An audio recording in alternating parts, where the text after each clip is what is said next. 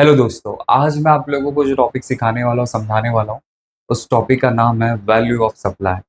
तो value of supply भी indirect subject का ही एक टॉपिक है। तो ये टॉपिक को आज हम लोग सीखने की और समझने की कोशिश करेंगे और बहुत अच्छा टॉपिक है और आसानी से आपको ये टॉपिक समझ में भी आ जाए। तो इसमें ज़्यादा कुछ मगजमारी नहीं है ऐसा। ठीक है, तो लेट्स स्टार्ट। तो सप्लाई, अब ये वैल्यू ऑफ सप्लाई क्या होता है? तो वैल्यू ऑफ सप्लाई का मतलब आप लोग ऐसा समझो कि जब मैं किसी कस्टमर को जब मैं किसी कस्टमर को सप्लाई करूंगा, सप्लाई का मतलब होता है सेल करूंगा। क्या सेल करूंगा? ऑफ कोर्स, या तो गुड सेल करूंगा या तो सर्विसेज सेल करूंगा। तो जब मैं किसी कस्टमर को सप्लाई करता हूं या फिर सेल करता हूं गुड्स एंड सर्विसेज में, और फिर मैं उससे कुछ वैल्यू चार्ज करूंगा या उससे मैं कुछ कॉस्ट चार्ज करूंगा या फिर कोई प्राइस चार्ज करूंगा। बराबर, जनरली ऐसा ही होता है कि एक दुकान वाला या फिर एक बिजनेसमैन जब कस्टमर को जब अपनी प्रोडक्ट या फिर अपनी सर्विस प्रोवाइड करता है तो उससे कुछ वैल्यू चार्ज करता है, उससे कुछ वैल्यू चार्ज करता है। तो जब वो वैल्यू चार्ज करता है ना, तो उस वैल्यू में क्या होता है, समझो कि उस वैल्यू में या तो एक कॉस्ट का इन्वॉल्वमेंट होगा या तो मल्टीपल कॉस्ट का इन्वॉल्वमेंट होगा। अब एक कॉस्ट का इन्वॉल्वमेंट और मल्टीपल कॉस्ट का इन्वॉल्वमेंट का मतलब क्या होता है, आपको एग्जांपल देके समझाता हूँ। समझो कि फॉर एग्जांपल कि मैं एक बिजनेसमैन हूँ, मैंने समझो कि किसी कस्टमर को 1000 मार्कर सेल किया और एक मार्कर का कॉस्ट समझो मैं 20 रुपीज चार्ज कर रहा हूँ। मैं एक बिजनेसमैन हूँ, मैं कस्टमर को 1000 मार्कर सेल किया और एक मार्कर समझो मैं 20 रुपीज में सेल कर रहा हूँ। तो जब मैं 1000 मार्कर को 20 से अगर मैं मल्टीप्लाई करूँ तो कितना आंसर दूंगा 20 रुपीज के हिसाब से, तो मुझे कितना अमाउंट रिसीव होगा? 20,000 रुपीज होगा। तो ये जो 20,000 जो मुझे रिसीव हुआ ना, ये जो 20,000 रिसीव हुआ, इसी को आप लोग बोल सकते हैं वैल्यू ऑफ सप्लाई। मतलब आपने किस वैल्यू पे सप्लाई किया कस्टमर को प्रोडक्ट? 20,000 रुपीज पे सप्लाई किया। ओके, ये पता चल गया। और जैसे ही आपको पता चल जाएगा, फिर उसके हिसाब से उसकी जीएसटी की लायबिलिटी डिसाइड। जीएसटी लायबिलिटी के डिसाइड करने का मतलब क्या होता है कि उस प्राइस के ऊपर ये डिसाइड किया जाएगा कि भाई अब इस वैल्यू के ऊपर आपको जीएसटी देना। कभी कभी कैसा रहता है, वैल्यू 5,000 होगा, 10,000 होगा, 20,000 होगा, लाख होगा, 2 लाख होगा, 10 लाख होगा, वैल्यू कुछ भी हो सकता है। तो हम लोग यहाँ पे क्या पता लगाने की कोशिश करेंगे, किस वैल्यू पे मुझे गवर्नमेंट को जीएसटी पे करना है और कितना पे करना है, ये हम लोग यहाँ पे पता लगा। तो यहाँ पे मैंने एक कॉस्ट का इन्वॉल्वमेंट बताया। एक कॉस्ट का मतलब क्या होता है कि मैंने कोई प्रोडक्ट किसी कस्टमर को बेच दिया समझो 20,000 में, तो 20,000 वो वैल्यू ऑफ सप्लाई। मैंने किसी को सर्विस दिया समझो 50,000 की, किसी को मैंने सर्विस प्रोवाइड किया 50,000 रुपीज की, तो 50,000 वो वैल्यू ऑफ सप्लाई। और उसी 50,000 के ऊपर फिर आपको क्या करना पड़ेगा? गवर्नमेंट को जीएसटी पे करना पड़ेगा। तो ये तो एक कॉस्ट की मैंने बात की। बट हम लोग को जो क्वेश्चन लिख के दिया रहेगा ना, उसमें मल्टीपल समझो, उसके अंदर मल्टीपल कॉस्ट के बारे में लिख के दिया है। हम लोग जो क्वेश्चन करने वाले ना, तो उस क्वेश्चन में क्या होगा कि हम लोग को मल्टीपल कॉस्ट का इन्वॉल्वमेंट लिख के दिया रहेगा। बस उसको आपको आइडेंटिफाई करना है और ऑटोमेटिकली आपको प्रोडक्ट का वैल्यू मिल जाएगा। नहीं समझा? दूसरा एग्जांपल देता हूँ। जैसे अभी मल्टीपल कॉस्ट का मैं आपको एग्जांपल देके समझाने की कोशिश करता हूँ। तो अभी ये तो यहाँ पे एक कॉस्ट की बात थी। अब समझो ये पहला एग्जाम्पल था। अब दूसरा एग्जाम्पल समझो कि मैं अपने स्टूडेंट्स को पढ़ाता हूँ, मतलब मैं सर्विस प्रोवाइड करता हूँ। तो मैं यहाँ पे टीवाई बीकॉम के एग्जाम्पल लेता हूँ। तो टीवाई बीकॉम का समझो फीस है, पढ़ाने का, सिर्फ पढ़ाने का फीस है समझो 30,000। मतलब मैं अपने बच्चों को पढ़ाऊंगा, पढ़ाने की बात कर रहा हूँ मैं यहाँ, मैं अपने बच्चों को पढ़ाऊंगा और उससे कितना पैसा चार्ज करूंगा? 30,000 रुपीज में चार्ज करूंगा। ठीक है। फिर समझो कि एक बच्चा मेरे पास आता है एडमिशन लेने के लिए और उसने बोला कि सर आपकी फीस कितनी है टीवाई बीकॉम की? तो मैंने बोला 30,000 रुपीज। ठीक है, तो सर आप इसके साथ बैग प्रोवाइड करेंगे? तो मैंने बोला हाँ ठीक है, ऑफकोर्स प्रोवाइड करेंगे। तो स्टूडेंट ने क्या बोला कि हमें आपका नॉर्मल बैग नहीं चाहिए, हम लोग को स्पेशल बैग चाहिए। तो स्पेशल बैग मतलब कैसा बैग होना चाहिए कि हम कोचिंग पर्पस के लिए भी इसको यूज़ कर सके और पर्सनल पर्पस के लिए भी यूज़ कर सके। मतलब किधर घूमने फिरने के लिए जाना है, कॉलेज जाना है, आपकी क्लास आना है, तो सब जगह उसका यूज़ होना चाहिए और लोग देख के तारीफ करनी चाहिए। तो ऐसे टाइप का बैग हमें प्रोवाइड करो। तो मैंने बोला ठीक है भाई, अगर तेरे को स्पेशल बैग चाहिए तो वो भी फैसिलिटी, तो वो भी तेरे को देता हूँ। तो मैंने बोला कि ठीक है, फीस तो तेरा है 30,000 रुपीज। अब तेरे को स्पेशल बैग चाहिए तो फिर उसके लिए भी तेरे को अलग से उसका कॉस्ट देना पड़ेगा। ओके। तो समझो कि प्लस कर दूंगा मैं स्पेशल बैग। स्पेशल बैग, तो स्पेशल बैग समझो कि मैंने उसको बोला कि एक स्पेशल बैग अगर लेना है तो 1500 रुपीज में इसका चार्ज करूँ, जो आपको हर पर्पज के लिए आपको काम आ जाए। चलो ठीक है, ये भी कॉस्ट आ जाएगा। फिर कब, तो समझो कि एक बच्चे ने बोला कि सर आप एग्जाम कंडक्ट करते हो क्या? मैंने बोला हाँ, हर वीक एग्जाम कंडक्ट होता है, लेकिन उसका एक्स्ट्रा फीस होगा। तो बोले कि सर इसका एक्स्ट्रा फीस क्यों होगा? कभी कभी ऐसा होता है कि नहीं, बच्चे लोग से अगर हम फीस लेंगे, बच्चे लोग से जब एग्जामिनेशन फीस लेंगे, तो बच्चा हर हफ्ते आएगा, क्योंकि उसने उस सर्विस के लिए पैसा पे किया। अगर उस सर्विस के लिए पैसा पे नहीं करेगा ना, तो एग्जाम को सीरियस लेगा नहीं। जो बच्चे सीरियस है वो तो आएंगे, बट जो बच्चे सीरियस नहीं है, तो फिर उसके केस में ऐसा हो सकता है। तो अगर वो कॉस्ट उस चीज का अगर वो पे करेगा, तो फिर किसी भी हालत में वो हर वीक आएगा, और हम एवरी वीक उनके पेरेंट्स को भी रिपोर्ट करते रहेंगे ऐसा कि आपका बच्चा एग्जाम देने के लिए आया था कि नहीं आया था करके। तो इसके लिए भी आपको अलग से कॉस्ट पे करना पड़ेगा। ठीक है, तो बच्चे ने बोला ओके। तो एग्जामिनेशन फीस, तो एग्जामिनेशन फीस समझो कि पूरे साल भर का हफ्ते में होता है, तो इसका 1000 रुपीज चार्ज। ठीक है, फिर उसके बाद किसी पेरेंट्स ने या फिर किसी स्टूडेंट ने पूछा कि सर क्या आपके क्लासेस में प्राइवेट कोचिंग भी होती है क्या? मतलब ग्रुप में तो पढ़ाया जाता है, उसका फीस है 20,000 रुपीज। लेकिन जैसे किसी पेरेंट्स ने बोला कि आप मेरे बच्चों को ना पर्सनली पढ़ाओ, मतलब ग्रुप में तो पढ़ाओ बट हफ्ते में उसको 2 दिन पर्सनली पढ़ाओ, तो शायद उसके दिमाग में ज्यादा जाए। तो मैंने बोला ठीक है, इस टाइप की भी आपको सर्विस दी जाएगी, लेकिन फिर इसके लिए आपको एक्स्ट्रा, उसके लिए एक्स्ट्रा आपको फीस पे करना पड़ेगा, पूरे साल का एक्स्ट्रा 5,000 रुपये। बोला ठीक है, तो उसके पेरेंट्स ने बोला ओके चलेगा। तो प्लस पर्सनल कोचिंग, स्पेसिफिकली उनके बच्चों को पढ़ाया जाएगा हफ्ते में 2 दिन, तो उसका समझो साल भर का खर्चा हो गया 5,000।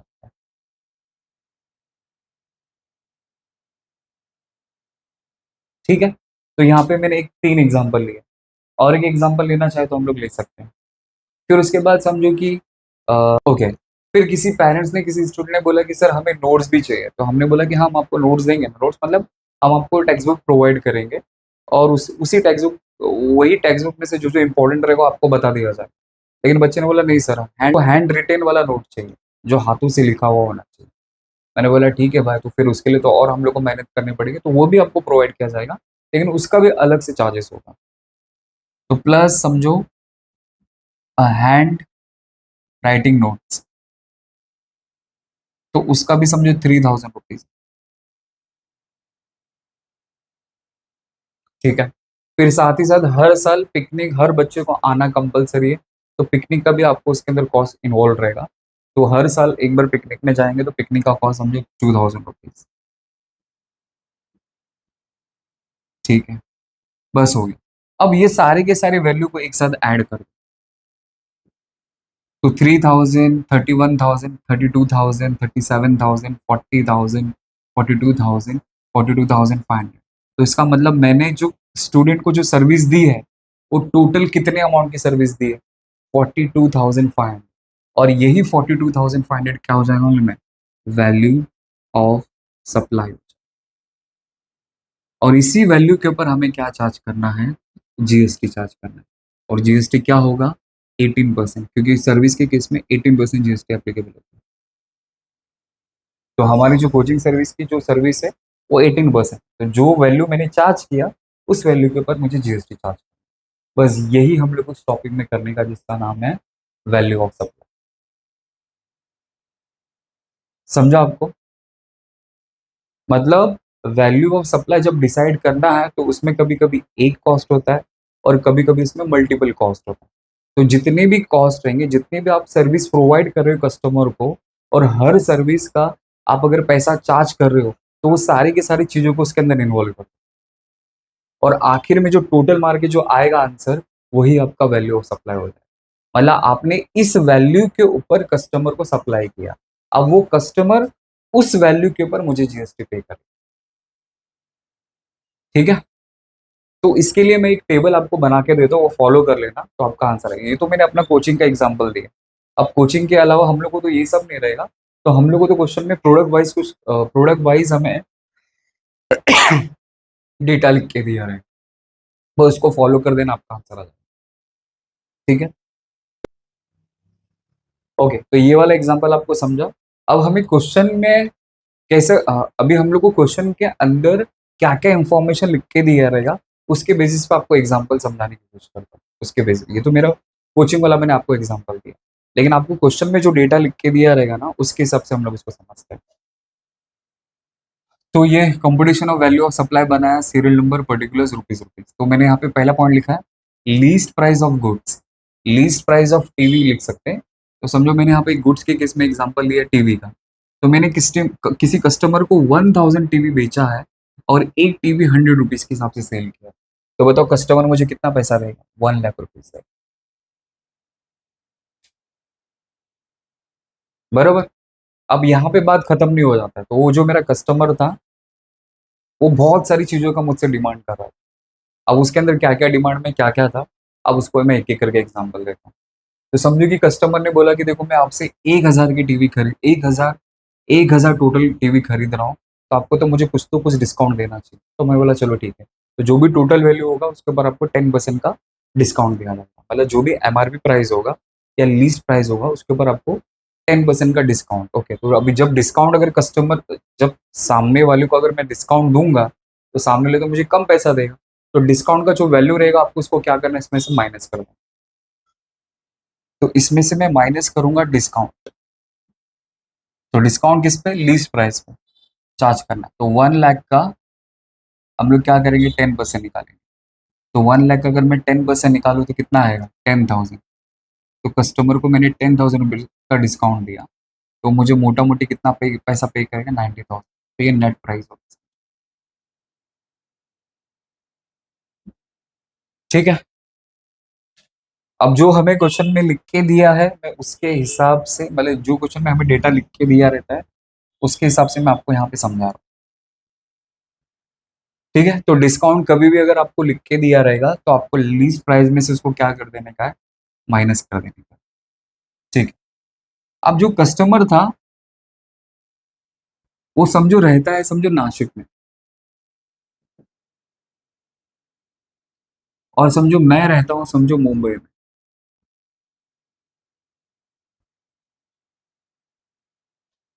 तो मैं सप्लायर हो गया और ये नासिक वाला मेरा कस्टमर हो गया। ठीक है।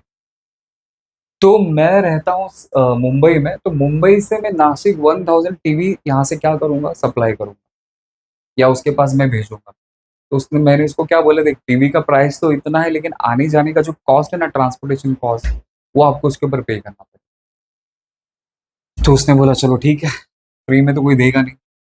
तो ट्रांसपोर्टेशन चार्जेस, समझो 10,000।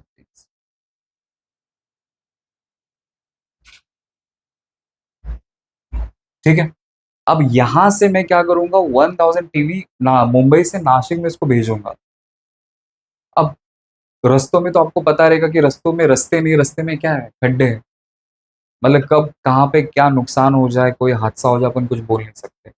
तो उस हादसे से, उस नुकसान से बचने के लिए फिर हम लोग को क्या करना पड़ता है? उसका इंश्योरेंस निकालना पड़ता है। तो इंश्योरेंस मैं नहीं निकालूंगा, मैं कस्टमर को बोलूंगा सर आप अपनी गुड्स का क्या करो, इंश्योरेंस निकालो। या फिर कस्टमर भी कभी कभी बोल सकते हैं कि आप उसका इंश्योरेंस निकाल के मुझे दे दो, फिर जो भी आपका पैसा बनेगा मैं आपको पे कर दूँ। मैं बोला ठीक है चलो। तो फिर समझो कि उसने इंश्योरेंस का पैसा मुझे पे किया। इंश्योरेंस का पैसा पे किया समझो 2,000 रुपये। समझाने के हिसाब से बता रहा हूँ आपको, इंश्योरेंस तो पूरे साल भर का होता है, गोडाउन में रखते हैं। पर आपको मोटा मोटी एग्जाम्पल देने के हिसाब से आपको बता, तो समझो कि इंश्योरेंस का कितना चार्ज किया? 2,000 रुपये से चार्ज किया। ठीक है। फिर उसके बाद में कस्टमर ने क्या बोला कि आप जो पैकिंग करके भेजते हो ना, नॉर्मल जो पैकिंग करके भेजते हो वो नहीं चाहिए, मुझे स्पेशल पैकेजिंग चाहिए। मैं बोला सर आपको अगर स्पेशल पैकेजिंग चाहिए तो उसके लिए फिर आपको एक्स्ट्रा पैसा पे करना है। तो उसने बोला ठीक है मैं पे कर दूँ। तो अब वो नॉर्मल पैकेजिंग नहीं मांग रहा है, स्पेशल, ताकि टीवी जब उसके पास पहुंचे तो एकदम सही कंडीशन में। मैं भी ट्राई करूंगा, मेरी जो पैकेजिंग रहेगी उसमें भी ऐसा कुछ नहीं होगा, लेकिन उसको डर लग रहा है। तो बोल रहा है कि एक काम करो आप स्पेशल पैकेजिंग करके भेजो। ठीक है भाई, तेरे को एक्स्ट्रा सर्विस चाहिए तो तेरे को एक्स्ट्रा पे करना पड़ेगा। तो समझो कि स्पेशल पैकेजिंग का कॉस्ट हो गया। पैकेजिंग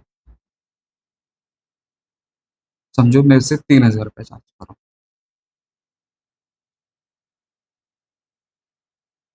ठीक है, फिर और कस्टमर ने डिमांड किया। कस्टमर ने क्या डिमांड किया कि आपने जो टीवी बॉक्स में डाल के जो भेजने वाले हो, आपने इसको बराबर से टेस्ट किया है कि नहीं, बराबर से चेक किया है कि नहीं। मैंने कहा ऑफकोर्स चेक करके मैंने भेजा। नहीं नहीं, आपने नहीं, आप अपने इंजीनियर से चेक किया है कि नहीं किया। ऑफकोर्स मैंने इंजीनियर से किया। नहीं, एक काम करो, उससे भी जो अच्छा इंजीनियर होगा, जो सबसे बड़ा इंजीनियर होगा। ओके ओके, तो कस्टमर ने और डिमांड किया। तो कस्टमर ने क्या डिमांड किया कि बोला कि आप है ना टीवी का टेस्टिंग करके भी मुझे भेजना, टेस्ट करने के लिए। टेस्टिंग, तो टीवी का टेस्टिंग करके भेजना। सर हम लोग जब बॉक्स में लोड करते हैं ना, जब उसकी पैकेजिंग करते हैं, तो उस टाइम पे हम लोग टेस्ट करते हैं। नहीं नहीं नहीं, आप एक काम करो, किसी इंजीनियर के थ्रू आप उसको चेक कराओ, फिर उसकी मदद से आप मेरे को प्रोडक्ट, सॉरी, इंजीनियर की हेल्प से आप टीवी को चेक कराओ।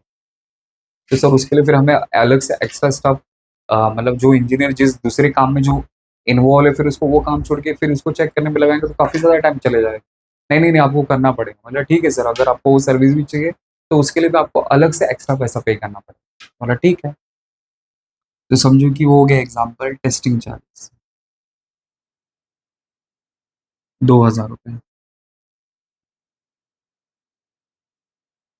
तो टेस्टिंग चार्जेस, तो और समझो इसने डिमांड किया इंस्पेक्शन चार्जेस। इंस्पेक्शन चार्जेस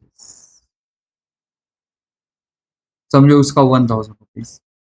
तो ऐसे हमसे ऐसे बहुत सारे मतलब कस्टमर हमसे सर्विस का डिमांड कर सकते हैं। तो कस्टमर हमसे जो भी सर्विस की डिमांड करेगा और हम उसको वो सर्विस प्रोवाइड कर रहे हैं, और उससे जो एक्स्ट्रा पैसा चार्ज करेंगे ना, उस एक्स्ट्रा पैसे के भी चार्ज को आपको क्या करना है, उस प्रोडक्ट के प्राइस में आपको ऐड ऑन कर देना है। तो बस मैं इतना एग्जांपल आपको दे रहा हूँ। ठीक है। अब मैं सबको अगर मैं ऐड कर दूं, अगर मैं सबको ऐड कर दूं, तो मुझे अपने प्रोडक्ट का प्राइस आ जाएगा कि टोटल क्या वैल्यू पे मैंने सप्लाई किया। तो 90,000, 1 लाख, 1 लाख में 5,000 ऐड किया, तो 1,05,000 एंड 1,08,000। तो वैल्यू ऑफ सप्लाई क्या हो जाएगा, 1,08,000। वैल्यू ऑफ सप्लाई होगा 1,08,000। और इस 1,08,000 के ऊपर मैं क्या चार्ज करूंगा, जीएसटी चार्ज करूंगा। बस यही हम लोग को पता लगाना है कि किस वैल्यू पे मैं कस्टमर से जीएसटी का पैसा, किस वैल्यू पे मैं कस्टमर से जीएसटी चार्ज करूँ। बस जवाब मिल गया, 1,08,000। तो इससे क्या पता चला कि आपको क्वेश्चन के अंदर दुनिया भर का खर्चा लिख के दिया रहेगा, आपको सारे के सारे खर्चे को क्या करना है, उसके प्रोडक्ट में ऐड ऑन करना है, और क्या इसमें इंक्लूड करना है, क्या नहीं करना है। अब मैं उसके पॉइंट आपको मैं यहाँ पे समझाता हूँ। तो दो तीन चीजें है बस, ज्यादा नहीं। तो सबसे पहला पॉइंट क्या है, तो अगर आपको क्वेश्चन में अगर लिख के दिया रहेगा पॉइंट्स टू बी रिमेम्बर, आपको कुछ पॉइंट इसमें याद रखना है। तो सबसे पहला पॉइंट क्या है, तो सबसे पहला पॉइंट है subsidy received from central and state government. अब ये मैंने क्या लिखा, मैंने लिखा कि सब्सिडी अगर आपको मिलता है सेंट्रल गवर्नमेंट से, स्टेट गवर्नमेंट से, तो वो वाले डेटा को आपको क्या कर देना मालूम है, इग्नोर कर। इग्नोर करने का मतलब क्या होता है कि आपको उस कॉस्ट के अंदर नॉट इंक्लूडेड, मतलब इसको इंक्लूड नहीं करना है। अब ये होता क्या, पहले ये समझता। तो सब्सिडी रिसीव फ्रॉम गवर्नमेंट का मतलब ऐसा आप लोग समझो कि मैं एक प्रोडक्ट सेल करता हूँ, जैसे मैं एलपीजी गैस की बात करता हूँ, तो आपको ज्यादा आप लोग उसको रिलेट कर पाओगे। तो समझो कि फॉर एग्जाम्पल, हाँ, मैं समझो कि एलपीजी का जो गैस का सिलेंडर होता है, मैं उसको सेल करता हूँ या उसका सप्लाई करता हूँ। ठीक है। और उसका प्राइस समझो, उसका प्राइस मैंने रखा है 1,000 रुपीज। तो देखो, तो 1,000 रुपीज का जो उसका प्राइस है ना, वो जिनके पास पैसा है वो लोग आसानी से उसको अफोर्ड कर सकते हैं। बट ये एक बेसिक चीज में आता है, मतलब अगर इंसान को अगर खाना पीना अगर पकाना है, तो उसके लिए तो गैस सिलेंडर तो बहुत ज्यादा जरूरत है। अगर वो होगा ही नहीं तो इंसान खाना पीना बना ही नहीं सकता। तो आप लोग, एक जो लोअर क्लास और एक जो मिडिल क्लास है, उनके पॉइंट ऑफ व्यू के हिसाब से गवर्नमेंट को सोचना चाहिए। मतलब गवर्नमेंट यहाँ पे सोचती है, क्या सोचती है कि अगर एक आम आदमी को अगर गैस सिलेंडर 1,000 रुपये में मिलेगा, तो उसके लिए तो बहुत ज्यादा बर्डन हो जाएगा उसके ऊपर। वो ज़्यादा इसको अफोर्ड नहीं कर पाएगा, उसको अफोर्ड नहीं कर पाएगा। तो एक काम करते उसके कॉस्ट को थोड़ा सा रिड्यूस कर लेते ताकि उसके ऊपर बर्डन कम आए। तो फिर गवर्नमेंट क्या करती है, उस एजेंसी को या फिर उस कंपनी को क्या बोलती है कि हम आपको सब्सिडी दे रहे हैं। सब्सिडी का मतलब क्या होता है कि जैसे यहाँ पे 1000 इसका प्राइस है, तो 1000 रुपीज़ के प्राइस में से गवर्नमेंट ने बोला कि हम इसमें से 300 रुपये आपको देते हैं, 300 रुपये। और आप अपने प्रोडक्ट को मार्केट में कितने में बेचो मालूम है? 700 रुपये में सेल करो। मैंने डिसाइड किया है कि मैं जो गैस का सिलेंडर बेचूंगा कितने में बेचूंगा, 1000 रुपीज़ में सेल करूंगा। अब 1000 रुपीज़ का गैस सिलेंडर अगर मैं बेचने के लिए जाऊंगा तो जिनके पास पैसा है वो खरीद सकता है, बट जिनके पास पैसा नहीं है, ये भी बेसिक नेसेसरी गुड्स की कैटेगरी में आता है। तो इसके लिए गवर्नमेंट ने फिर क्या स्टेप उठाया, लोग अफोर्ड नहीं कर पा रहे थे, सॉरी ऐसा नहीं करता।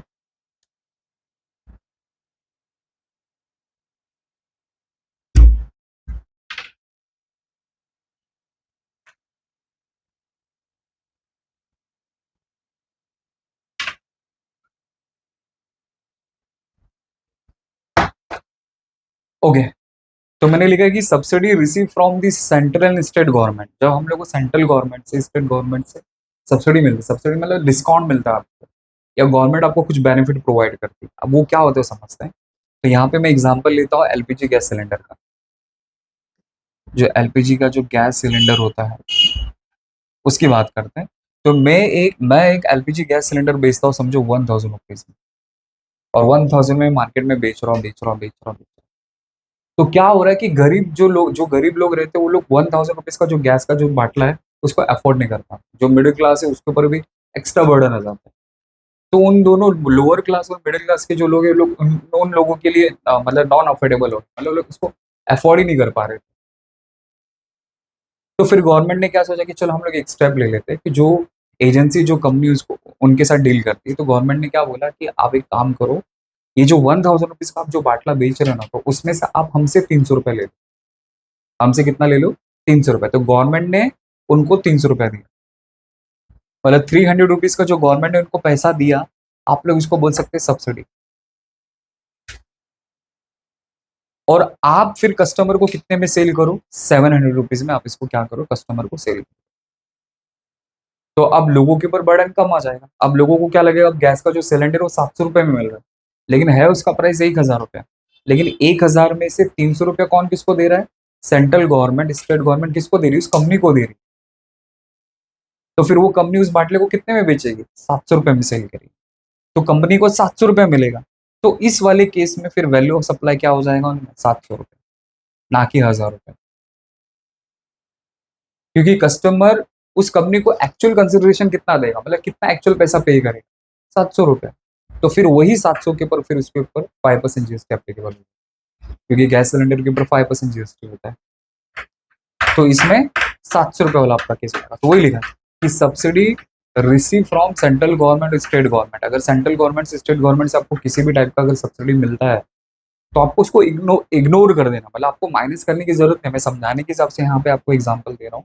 तो क्वेश्चन में आपको लिख के दिया रहेगा, तो ऑलरेडी वो एडजस्ट होके ही आपको क्वेश्चन में लिख के दिया रहेगा, तो आपको उसको माइनस करने की जरूरत नहीं है। जैसा है वैसा लिख देना, जस्ट उसको इग्नोर कर देना। ये होगी पहली बात। फिर दूसरा बात आपको क्या रखना है इसके अंदर, दूसरा पॉइंट है कि subsidy received from private body.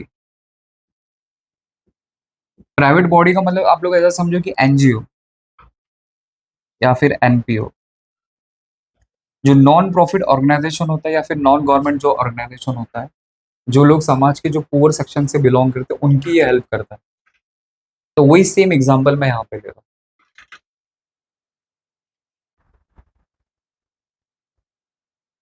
तो दूसरा लिखा है subsidy receive from the private body. Private body मतलब एनजीओ या फिर एनपीओ आप लोग समझो। तो समझो कि मैं अपना एग्जांपल यहाँ पे लेता हूँ। तो समझो कि फॉर एग्जांपल मैं टीवाई बीकॉम को जो सब्जेक्ट में पढ़ा रहा हूँ 30,000 रुपीज में, मतलब जो कोचिंग का सिर्फ एक्स्ट्रा ये जो बेनिफिट का एग्जांपल है वो छोड़ दो। आप लोग एक्चुअल जो फीस है समझो 30,000, ठीक है। मैं 30,000 में बच्चों लोग से फीस ले रहा हूँ, ठीक है। और एक एनजीओ ने, एक एनपीओ ने मेरे को कांटेक्ट किया और उन्होंने क्या बोला कि आप बच्चों लोग को जो पढ़ा रहे हो 30,000 रुपीज में, एक काम करो, आपके पास अगर कोई गरीब बच्चा आएगा आपके पास पढ़ने के लिए, या कोई गरीब बच्चे ने बोला कि हम आपका फीस अफोर्ड नहीं कर सकते, तो आप उसका नाम लिख लो, कॉन्टैक्ट नंबर लिख लो, हम उनको कॉन्टैक्ट करेंगे। सॉरी, कोई गरीब बच्चा मेरे पास पढ़ने के लिए आ रहा है, तो एक एनजीओ ने मेरे को कॉन्टैक्ट किया, तो एनजीओ ने कॉन्टैक्ट किया कि कोई गरीब बच्चा अगर आपके क्लासेस में पढ़ने के लिए अगर आएगा ना, तो एक काम करना, फीस तो आप 30,000 रखना, 30 में से उसको बोलना कि तुम 20,000 दो और 10,000 हम आपको पे करेंगे। फीस टोटल है 30,000 रुपये। फीस टोटल कितना है? 30,000 रुपये। और कोई गरीब बच्चा अगर आपके पास एडमिशन लेने के लिए आता है, तो आप उसको क्या करो, 20,000 ही बोलो फीस उसको, वो जो अफोर्ड नहीं कर पाता है, और 10,000 रुपये हम आपको प्रोवाइड करेंगे। मतलब एनजीओ, वो कंपनी उसको कितना देगी? 10,000 रुपये देगी। तो टोटल मुझे कितना पैसा मिला? ऑफकोर्स सर आपको टोटल 30,000 ही मिला। देखो ना, 20,000 मुझे उस गरीब बच्चे से मिलेगा, और 10,000 रुपये समझो कि मुझे एनजीओ से मिला। तो टोटल मुझे कंसिडरेशन कितना रिसीव हुआ? 30,000 रुपीज मेरे को टोटल कंसिडरेशन रिसीव हुआ, बरोबर। तो ये जो 30,000 रुपीज जो मुझे टोटल कंसिडरेशन रिसीव हुआ, यही मेरा वैल्यू ऑफ सप्लाई हो जाता है। तो मेरा बोलने का मतलब क्या है कि अगर आपको क्वेश्चन में लिख के दिया है subsidy receive from the private body और एनजीओ, तो फिर वो वाला जो प्राइस रहेगा ना, आपको उसको प्रोडक्ट की कॉस्ट में ऐड करना, क्योंकि आपको तो पैसा मिल रहा है। लेकिन गवर्नमेंट की केस में आपको नहीं करना है। तो किसी, अगर गवर्नमेंट से मिलेगा तो आपको उसको इग्नोर कर देना, माइनस करने की जरूरत नहीं। मैंने समझाने के हिसाब से यहाँ पे बताया कि प्रोडक्ट का फाइनल प्राइस क्या हुआ, 1,000 था, 1,000 में से गवर्नमेंट ने 300 रुपए दिया, तो बचा कितना? 700 रुपए। तो ये 700 रुपए उस वैल्यू ऑफ सप्लाई के ऊपर आप जीएसटी चार्ज करो, क्योंकि कस्टमर आपको 700 रुपए दे रहा है। ठीक है, और ओवरऑल यहाँ पे सबकी बात कर रहा हूँ मैं। अब एनजीओ की केस में कैसा है कि उनको ऐसा बोला गया कि कोई गरीब बच्चा अगर आपके पास पढ़ने के लिए आए, तो आप उसको फीस बोलना 20,000 रुपए, और जो 10,000 है वो हम आपको पे करेंगे। तो मोटे मोटी उस क्लासेस वाले को या मुझे टोटल कितना पैसा मिला? 30,000 रुपया मिला। तो फिर उस वाले केस में फिर वैल्यू ऑफ सप्लाई 30। ठीक है, तो इसीलिए आपको सब्सिडी वाला केस लिख के दिया रहेगा, तो वो भी प्रोडक्ट के प्राइस में एड ऑन कर देना। And last and final, last cost क्या लिखा कि any cost paid by buyer on behalf of seller. भी खर्चा अगर बायर पे करता है सेलर के बिहाफ पे, बायर का मतलब होता है कस्टमर, जब कस्टमर कोई खर्चा पे करेगा सेलर के बिहाफ पे, तो वो कॉस्ट को भी आपके प्रोडक्ट के प्राइस में ऐड कर दें। मतलब आपको इग्नोर नहीं करना, उसको ऐड कर दें। नॉट ऑन बिहाफ अगर लिख के दिया रहेगा ना, तो buyer not on behalf, not on of behalf लिख के दिया रहेगा तो आपको उसको जस्ट इग्नोर करना है। ऑन बिहाफ लिख के दिया रहेगा तो आपको ऐड ऑन करना। तो एग्जाम्पल देके आपको समझाता हूँ। तो देखो, तो समझो कि मिस्टर ए है, जो रहता है समझो महाराष्ट्र में। अब वो महाराष्ट्र, मिस्टर जो ए है वो रहता है समझो, मिस्टर ए जो है वो रहता है महाराष्ट्र में, और जो दूसरा एक उसका जो कस्टमर है वो समझो रहता है समझो पंजाब में। और मिस्टर ए ने मिस्टर बी को समझो एक मशीनरी सेल किया, एक मशीनरी सेल किया जिसका प्राइस है समझो 10 लाख रुपए। ठीक है, और जो ट्रांसपोर्ट एक कंपनी है, जो ट्रांसपोर्ट कंपनी है, उसने क्या बोला कि महाराष्ट्र से अगर राजस्थान अगर लेके जाना है मशीन को लोड करने के लिए, तो उससे हम आपसे 1 लाख रुपए चार्ज करेंगे। ट्रांसपोर्ट कंपनी ने बोला, ट्रांसपोर्टेशन जो कॉस्ट है वो कितना चार्ज करेगी ट्रांसपोर्ट कंपनी? 1 लाख रुपए। अब इसका जो ट्रांसपोर्टेशन का जो कॉस्ट रियल में कौन पे करेगा? रियल में आने जाने का जो खर्चा, मतलब फिलहाल तो अभी यहाँ पे करना चाहिए सेलर को, क्योंकि सेलर यहाँ से माल को लोड करके, मशीनरी को लोड करके उसके पास लेके जा रहा है, बराबर। बट कभी कभी ऐसा होता है कि सेलर क्या बोलता है, एक काम करो भाई, तू मशीनरी लेके जा, अभी मेरे पास पैसा नहीं है, सामने वाला जो कस्टमर है वो पे कर देगा, फिर बाद में हम लोग उसमें बिल में एडजस्ट कर लेंगे। तो सेलर ने नहीं पे किया, बायर ने पे किया। तो जो बायर ने जो पे किया, किसके बिहाफ पे पे किया? सेलर के बिहाफ पे।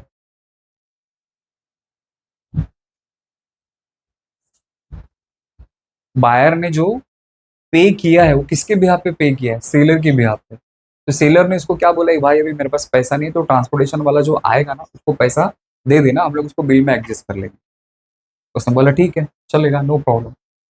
तो समझो कि 1 लाख रुपया जो ट्रांसपोर्टेशन का जो कॉस्ट है उसने समझो बायर ने पे कर दिया।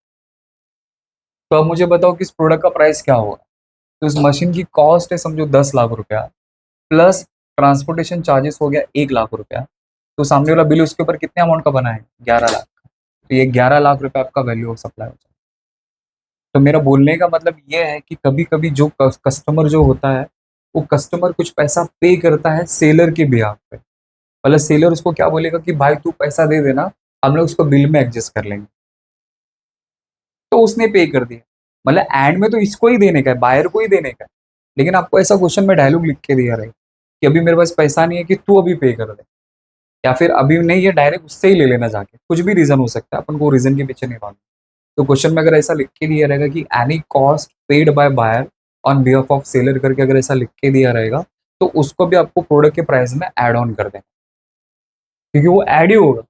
कि कोई पूछेगा ना चलो बताओ कि तुम्हें प्रोडक्ट कितने में मिला, मैं तो ऑफकोर्स बोलूंगा 11 लाख में मिला, आने जाने का खर्चा भी तो इसके अंदर आएगा। समझा। अगर आप क्वेश्चन में नॉट ऑन बिहाफ अगर ऐसा लिख के दिया रहेगा, मतलब आपको क्वेश्चन में कंफ्यूज करने के लिए कुछ कुछ डेटा लिख के दिया रहेगा, तो नॉट ऑन बिहाफ अगर लिख के दिया रहेगा तो इसको जस्ट इग्नोर कर। बस ये 3 बातें आपको याद रखनी है। पहला, जितने भी खर्चे रहेंगे आपको सब कुछ इसके अंदर ऐड कर देना है। दूसरा, subsidy receive from central government, state government रहेगा, आपको इग्नोर कर देना है। एनजीओ से मिलेगा, प्राइवेट बॉडी से मिलेगा, तो आपको प्रोडक्ट के प्राइस में ऐड कर देना है। और तीसरा, एनी कॉस्ट वाला याद रखना। बस इतनी चीजें अगर आप लोगों को याद होंगी ना, तो आप लोग आसानी से वैल्यू ऑफ सप्लाई के सम को क्या कर सकते हैं, सॉल्व कर सकते हैं। ठीक है, आई होप आपको समझा रहे हैं। चलो अब हम लोग इसका क्या करेंगे, प्रैक्टिकल सम सॉल्व करने की कोशिश करेंगे। और बहुत अच्छा है, बहुत इजी, कुछ ज़्यादा हार्ड नहीं है अगर आपको ये थ्योरी समझा है तो। ठीक है, लेट्स स्टार्ट। तो देखो क्वेश्चन नंबर 7। तो लिखा है कि Shiva Udyog has a provided the following particulars relating to goods sold by it to the Ganesh enterprises. तो शिवा उद्योग नाम की जो कंपनी है जो गणेश एंटरप्राइजेस को कुछ गुड्स बेच रही है। ठीक है, तो एक काम करता हूँ, इसको स्टार्ट रीड करने के पहले आपको एक शॉर्टकट सा फॉर्मूला बना के देता हूँ, बस इसको याद रख लो तो भी आपका काम हो जाएगा। तो फॉर्मूला क्या है, जैसे कि अगर मुझे वैल्यू ऑफ सप्लाई निकालना है, वैल्यू ऑफ सप्लाई निकालना है, तो लीस्ट प्राइस ऑफ गुड्स, जो प्रोडक्ट का लीस्ट प्राइस होगा, plus all cost related to product, उस प्रोडक्ट से रिलेटेड जो भी कॉस्ट होगा वो सब आपको ऐड कर देना है, प्लस ऑल टैक्सेस, जितने भी लोकल टैक्सेस रहेंगे वो ऐड कर देना है, except GST, other than GST. मतलब हम लोग को तो यहाँ पे जीएसटी पता लगाना है ना, कि किस वैल्यू के ऊपर मुझे जीएसटी चार्ज करना है। तो आपको क्वेश्चन में जीएसटी के बारे में लिख के दिया रहेगा, लेकिन आपको उसको इग्नोर कर देना, वो आपको कंफ्यूज करने के लिए दे दिया रहेगा। बाकी क्वेश्चन में आपको अगर लोकल टैक्सेस लिख के दिया रहेगा या म्युनिसिपल टैक्सेस अगर ऐसा कुछ लिख के दिया रहेगा, मतलब जितने भी मतलब जीएसटी को छोड़ के बाकी जितने भी लोकल वोकल टैक्सेस रहेंगे वो भी आपको प्रोडक्ट के प्राइस में ऐड कर देना। ठीक है, फिर उसके बाद जो मैंने सब्सिडी वाला केस आपको बताया, हाँ ऑल टैक्सेस के अंदर, हाँ ऑल टैक्सेस एक्सेप्ट जीएसटी को छोड़ देना। फिर प्लस आपको सब्सिडी वाला भी पार्ट ऐड कर देना है, लेकिन इसमें 2 कंडीशन है। क्या कंडीशन है, अगर एनजीओ से मिलेगा तो ऐड करना, अगर सेंट्रल और स्टेट गवर्नमेंट से मिलेगा तो आपको इग्नोर कर देना। बस इतनी चीजें याद रखना, हो आपका काम हो जाएगा। हाँ और बस, मतलब मेरा बोलने का मतलब है कि जितने भी आपके खर्चे हैं वो सारे के सारे खर्चे को उस प्रोडक्ट के प्राइस में क्या कर दो, ऐड कर दो, तो आपके सवाल का जवाब मिल जाएगा। ठीक है, लेट्स स्टार्ट। तो क्वेश्चन नंबर 7, तो स्क्रीन पे मैं शेयर करो क्वेश्चन। तो लिखा था least price of the goods exclusive of expenses taxes and discount. Okay, तो लीस्ट प्राइस ऑफ गुड्स का मतलब होता है कि गुड्स का प्राइस क्या है, उसका एमआरपी प्राइस कितना है, 60,000 रुपया, लेकिन इस 60,000 में एक्सक्लूसिव है। एक्सक्लूसिव का मतलब होता है कि इसमें कुछ चीज़ों को एक्सक्लूड कर दिया गया, निकाल दिया गया, मतलब इसमें कौन सी चीज़ इंक्लूड नहीं है उसके बारे में लिख के दिया है, कि जो खर्चा हो वो इसके अंदर इंक्लूड नहीं है, टैक्सेस का पैसा इंक्लूड नहीं है, डिस्काउंट भी इसके अंदर इंक्लूड नहीं है, मतलब सीधा सीधा आपको प्राइस लिख के दिया। ठीक है, फिर आगे लिखा था taxes levied by the local municipal corporation on the above goods, जो जो ऊपर वाला जो गुड्स है उसके ऊपर लोकल टैक्स हमने पे किया है कितना, 10,000 रुपीज। जो भी टैक्सेस रहेगा वो सारे के सारे टैक्सेस आपको उस प्रोडक्ट के प्राइस में ऐड कर देंगे, एक्सेप्ट जीएसटी को छोड़ के, ठीक है, ये भी ऐड कर देंगे। फिर प्राइमरी पैकिंग लिख के दिए 2,500, ये भी खर्चा है, ये भी ऐड कर देंगे। एक्स्ट्रा प्रोडक्टिव पैकेजिंग लिख के दिए, मतलब उस प्रोडक्ट से रिलेटेड जो भी खर्चा रहेगा आपको सबको उस प्रोडक्ट के प्राइस में ऐड ऑन करते हुए चलना है, ये भी ऐड कर देंगे। फिर उसके बाद C GST S GST chargeable on the goods, तो गुड्स के ऊपर C GST S GST charge कर हमने इतना पैसा पे किया, तो ये डेटा आपको कंफ्यूज करने के लिए लिख के दे, तो आपको उसको जस्ट इग्नोर कर देना है। जब भी हम लोग वैल्यूएशन ऑफ सप्लाई करेंगे तो उस वाले केस में आपको उसको इग्नोर करना है। Okay, next. नेक्स्ट लिखा है special printing of its name and the trademark on the goods. Okay, तो वो हम लोग को इस स्पेशल प्रिंटिंग करने के लिए भी बोला गया है और ट्रेडमार्क भी उस प्रोडक्ट के ऊपर अपन को बनाने के लिए बोला गया है। तो वो भी इसके लिए हम लोग कस्टमर से कितना पैसा चार्ज करें, 2,500 रुपीज़, तो ये भी आप आपको ऐड ऑन कर देना। फिर लिख के दिए वेटमेंट चार्जेस, वेट वाला जो खर्चा है, वेट चेक करने वाला जो खर्चा है वो कितना है, 2,000 रुपया, ये भी आपको उसके अंदर ऐड कर देना, ठीक है। नेक्स्ट, आगे लिखा है कि mister Ganesh enterprises receive 5,000 as a subsidy from the life is goods, a non profit making organisation in respect of the timely supply of the goods. तो यहाँ पे लिख के दी कि ये जो कंपनी हमेशा टाइम पे गुड्स को सप्लाई करती है, इसीलिए उसने 5,000 का उसको क्या दिया, सब्सिडी प्रोवाइड की। तो कोई एनजीओ अगर हम लोग को सब्सिडी प्रोवाइड करेगी तो वो आपको कॉस्ट को भी प्रोडक्ट के प्राइस में क्या कर देने का है, एड ऑन कर देने का है। लेकिन यही सब्सिडी अगर आपको सेंट्रल गवर्नमेंट से, स्टेट गवर्नमेंट से मिलेगी तो आपको इग्नोर कर देने का। ये क्यों, इसका जवाब मैंने आपको थ्योरी में समझाया, ठीक है। नेक्स्ट, नेक्स्ट लिखा है the price of 60,000 it's after considering the such subsidy and the Shivani उद्योग, शिवानी नहीं वो शिवा उद्योग है, प्रिंटिंग मिस्टेक है, जो कंपनी जो गुड सप्लाई कर रही है, तो शिवा उद्योग offer 5% trade discount on the least price of the goods. Okay, तो जो गुड्स का प्राइस है उसके ऊपर 5% का सामने वाला जो कंपनी उसको 5% का डिस्काउंट दे रही है, तो डिस्काउंट आपको क्या करना है, उसके प्रोडक्ट में से माइनस कर देना है। और नीचे लिखा determine the value of taxable supply, तो हम लोग को टैक्सेबल सप्लाई बताना है, is made by the Shiva Udyog and also calculate the C G S T 2.5%, sorry S G S T 2.5% and C G S T 2.5%। Okay, चलेगा, ठीक है। तो अभी कैलकुलेट करके बताता हूँ, कुछ नहीं है, बहुत ईजी है। तो मैं यहाँ से स्टार्ट करता हूँ, तो मैं लिखता हूँ computation of value of supply, यहाँ पे सीरियल नंबर, यहाँ पे लिख दिया पर्टिकुलर्स, यहाँ पे लिखा रुपीज,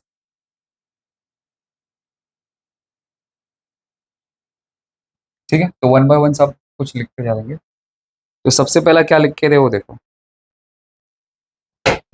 लिख के दिया least price of the goods, तो लीस्ट प्राइस, तो लीस्ट प्राइस कितना लिख के दिया है देखो, आपको 60,000 नजर आता है, तो 60,000।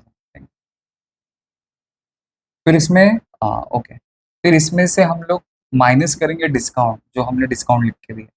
ये आप लोग बाद में भी कर सकते हो, पहले भी कर सकते हो, कुछ फर्क नहीं पड़ता है, आंसर एंड में सेम ही आने वाला है, तो आपको टेंशन लेने की जरूरत है, तो मैं पहले ही कर देता हूँ। तो देखो डिस्काउंट क्या लिख के दिया आपको, तो डिस्काउंट का जो केस है नीचे लिख के दे देखो 5% करके, the price of 60,000 is after considering the such subsidy and Udyog offer 5% trade discount on the price of the goods, तो गुड्स के ऊपर 5% का डिस्काउंट है, तो क्या करेंगे 60,000 इंटू 5%, तो कितना आता है, 60,000 का 5% निकालेंगे तो कितना आएगा, 3,000, नहीं हाँ 3,000 माइनस कर दो, तो इसका वैल्यू कितना आ जाएगा, 57,000, 57,000 ये इसका नेट प्राइस हो गया, ठीक है। अब जितने भी खर्चे रहेंगे सबको ऐड ऑन करते जाओ।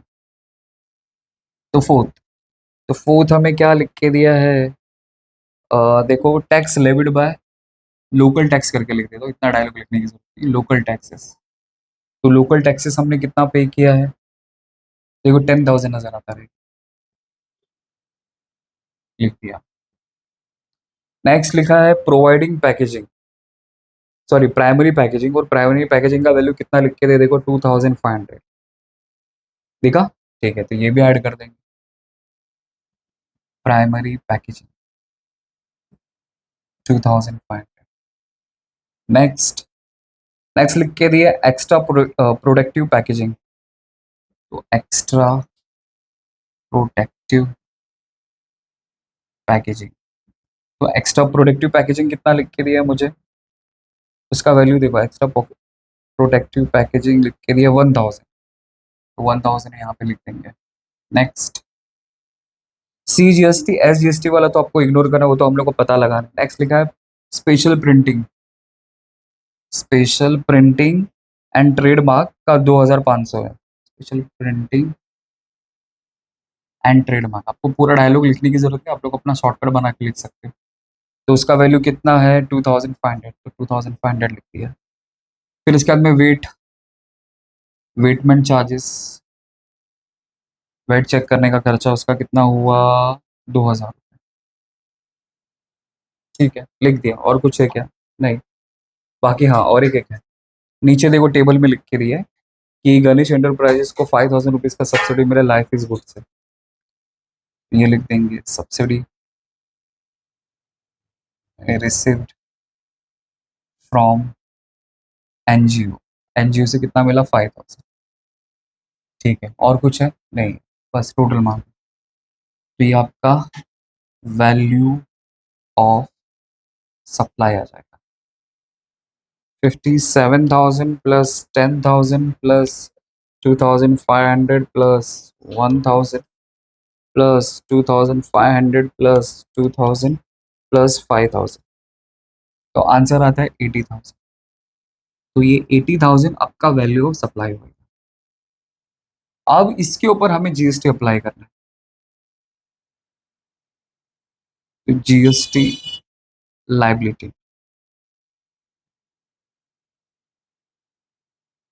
चलो इसको इसके नीचे लिखता हूँ, ठीक है। तो जीएसटी लाइबिलिटी में देखो आपको दो केस लिख के दिया है, तो पहला होता है सी जीएसटी और दूसरा होता है एस जीएसटी। तो दोनों का परसेंटेज भी आपको क्वेश्चन में लिख के दे, देखो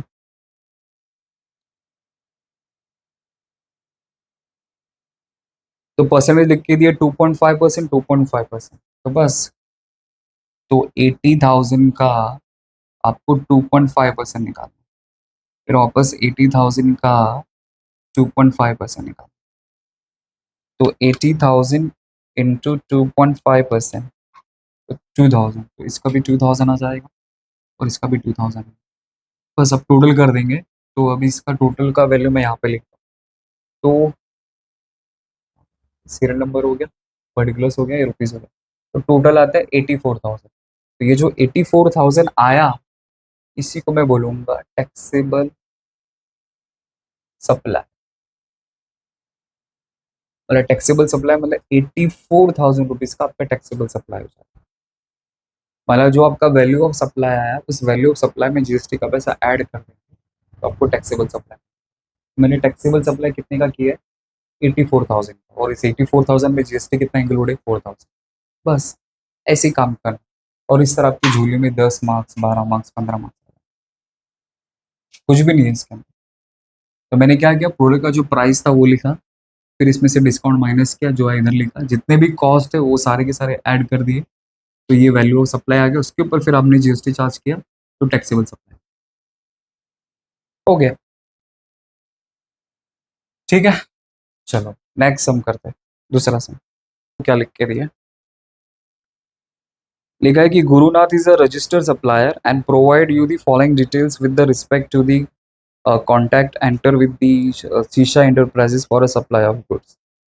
तो गुरुनाथ एक सप्लायर है, एक डीलर है जो सप्लाई करता है किसको, शीशा एंटरप्राइज को, तो शीशा एंटरप्राइज का कस्टमर है, ठीक है। तो लिख के दिए the value of goods inclusive of IGST at the rate 18%, कितना 1,88,800, ओके। तो लिखा था value of goods inclusive of IGST at the rate 18%, okay. तो मतलब हमने कस्टमर को जो गुड सप्लाई किया है और उस सप्लाई वाले वैल्यू में ही जीएसटी का पैसा इंक्लूड है, इसलिए वहां पे लिख के दिया exclusive of GST, sorry inclusive of GST. तो जो भी क्वेश्चन में अगर इंक्लूसिव ऑफ जीएसटी अगर आपको लिख के दिया रहेगा, तो उसमें से आपको जीएसटी का पैसा निकालना पड़ेगा, निकाल के फिर हम लोग को वैल्यू रिकॉर्ड करना। भले यहाँ पे आपको पूरा का पूरा कैलकुलेशन करके दे दिए, बट अपन को वो नहीं करना, अपन को सब कुछ सेपरेटली शो करना है। तो इसके अंदर जब भी इंक्लूसिव लिख के दिया रहेगा तो उसमें से जीएसटी का पैसा आपको माइनस करना है, जो वैल्यू आएगा वही आपका क्या हो जाएगा, list price of the goods हो जाएगा, या क्या लिख के दिया, हाँ वैल्यू ऑफ गुड्स हो जाएगा। ठीक है, फिर इसमें टैक्सेस अदर देन जीएसटी लिख के दिया, लोकल टैक्स कितना लिख के दिया, 18,500 का। ठीक है, ये भी ले लेंगे, कंसिडर कर लेंगे। Following expenses are incurred by the Gurunath, तो गुरुनाथ ने कुछ खर्चा किया कस्टमर के बिहाफ पे। इंश्योरेंस का पैसा पे किया 8,000 रुपया, फ्रेट चार्जेस पे किया 5,000 रुपीज़, डिज़ाइनिंग चार्जेस पे किया 6,000 रुपीज़। तो ये सबको ऐड किया तो 19,000। तो जो कुछ भी खर्चा होगा, मतलब एक सेलर को तो पहले वो खर्चा करेगा, फिर बाद में वो कस्टमर से वसूल करेगा। तो ये चीज़ आपको प्रोडक्ट के प्राइस में ऐड कर देनी। मतलब जब भी सेलर या सप्लायर कुछ खर्चा करता है तो आपको उसके प्रोडक्ट के प्राइस में ऐड ऑन कर देना, तो ये भी ऐड हो जाएगा। फिर आगे क्या लिखा था, following expenses were incurred by the Sheesha inter, जो प्रिंटिंग मिस्टेक है, Sheesha enterprises on behalf of Gurunath, testing charges 3,000 rupees. Okay, तो शीशा मतलब कस्टमर, तो कस्टमर ने कुछ पैसा पे किया किसके बिहाफ पे, सेलर के बिहाफ पे, कितना, 3,000 रुपये। तो ऑन बिहाफ लिख के दिया है, तो समझ लेना कि वो भी प्रोडक्ट का ही एक कॉस्ट है, तो आपको उसके अंदर ऐड कर देना। फिर उसके बाद the expenses 3,000 was incurred on the transportation by Sheesha enterprises not on behalf of Gurunath. Okay, तो गुरुनाथ के बिहाफ पे उसने पैसा पे नहीं किया ना, नॉट ऑन बिहाफ लिख के दिया, उसने अपने हिसाब से कुछ खर्चा कर दिया रहेगा अपने लिए, तो फिर वो उसका कॉस्ट इस प्रोडक्ट के प्राइस में ऐड नहीं होगा। देखो फर्क, मतलब ज़्यादा अगर आपको मगजमारी नहीं करना है, ऑन बिहाफ लिख के दिया तो ऐड करो, नॉट ऑन बिहाफ लिख के दिया रहेगा तो आपको इग्नोर कर दे। स्टोरी में वही होगा कि उसने उसके बिहाफ पे खर्चा नहीं किया, बस हो गया। और इसके बेसिस पे अपन को क्या करना है, वैल्यू ऑफ सप्लाई निकालना। ठीक है, स्टार्ट। तो उसका दूसरा कैलकुलेशन इधर कर लेता हूँ। तो क्वेश्चन नंबर 8, तो serial number, particulars and rupees. Dialogue बाजी ऊपर से वही computation of value of supply है। तो पहला क्या लिख के दिया है, तो पहला लिख के दिया value of goods, value of goods. तो वैल्यू ऑफ गुड्स आपको 1,88,800 लिख के दिया है, 1,88,800। तो इसमें जीएसटी का पैसा इंक्लूड है, तो जब भी किसी प्रोडक्ट में जीएसटी का पैसा इंक्लूड रहेगा तो आपको उसमें से हटाना है। तो इसको कैसे हटाएंगे, तो इसका फॉर्मूला जैसे मैंने आपको प्रीवियस लेक्चर में बताया था वैसा करना है आपको।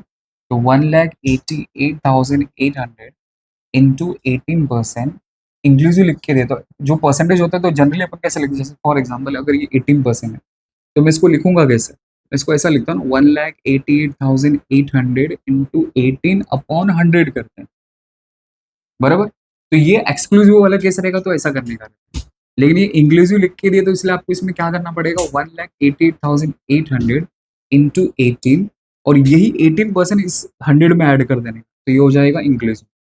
बस अब इसको कैलकुलेट करो, आपको एग्जैक्ट आंसर आ जाएगा कि इस प्रोडक्ट के प्राइस में जीएसटी का पैसा कितना इंक्लूड करना है, वो तो हम लोग को पता लगाना है, इसलिए इसमें से हटाना पड़ेगा। तो 1,88,800 इंटू 18/118, तो आंसर आता है 28,800, इसमें जीएसटी का पैसा इंक्लूड, बस इसमें से हटा के लिख दो। तो मैं क्या करूँगा, 1,88,800 में से माइनस करूँगा 28,800, माइनस करूँगा 1,50,000 आता है, 1,88,800, तो 1,60,000 सॉरी, तो 1,68,000 आपका वैल्यू ऑफ गुड्स आ रहा है, क्योंकि मेरे को जीएसटी ऐड में कैलकुलेट करना है, अभी नहीं करना, इसमें बोला भी नहीं है, पर मैं आपको बता रहा हूँ ऐसा। तो जब भी इंक्लूसिव रहेगा तो आपको हमेशा काम ऐसे करना है, परसेंटेज कुछ भी होगा, अगर 5% लिख के दिया रहता समझो, तो मैं कैसे करता हूँ, 1,18,000 इंटू 5/105। ठीक है, अब समझो इसी में अगर समझो अगर ऐसा लिख के दिया रहता एक्सक्लूसिव ऑफ जीएसटी, आपको तो कुछ करने की जरूरत ही नहीं, जो 1,88,000 है ना वो सीधा का सीधा आपको रिकॉर्ड करता है, तो आपको कुछ मेहनत करने की जरूरत नहीं। एक्सक्लूसिव जीएसटी का मतलब क्या हुआ कि उस अमाउंट के अंदर जीएसटी का पैसा इंक्लूड ही नहीं, फिर हम लोग को कुछ मेहनत करने की जरूरत नहीं है। तो जो प्राइस लिख के दे रहेगा फिर वही प्राइस लिख देना। अगर इंक्लूसिव लिख के दिया रहेगा तो फिर आपको ऐसा कैलकुलेट। चलो नेक्स्ट, दूसरा लिख के दिया है लोकल टैक्सेस, मतलब टैक्सेस अदर देन जीएसटी, मतलब इसको बोलते हैं लोकल टैक्स। तो लोकल टैक्स कितना लिख के दिया अपन को, 18,500, तो वो लिख दिया। नेक्स्ट, इंश्योरेंस चार्जेस, तो इंश्योरेंस चार्जेस कितना लिख के दिया है मुझे, 8,000, तो 8,000 लिख दिया। नेक्स्ट, फ्रेट चार्जेस, वो कितना लिख के दिया है मुझे, 5,000, तो 5,000। Next, designing charges, designing charges 6,000। Next, expenses on behalf लिख के दिया, कौन सा एक्सपेंस है वो, टेस्टिंग चार्जेस, ये आ जाएगा। कितना लिख के दिए, 3,000, 3,000। Next, 3,000 was not incurred by लिख के दिया ना, तो वो तो आएगा ही नहीं, हो गया, टोटल कर दो आपको वैल्यू ऑफ सप्लाई आ। तो 1,68,000 plus 18,500 plus 8,000 plus 5,000 plus 6,000 plus 3,000, तो 2,08,500, ये आपका आंसर आ जाएगा, वैल्यू ऑफ सप्लाई। बस हो गया। और उस तरह आपकी झोली में 10 मार्क्स, 12 मार्क्स, जितने मार्क्स का भी आए। समझा? चलो।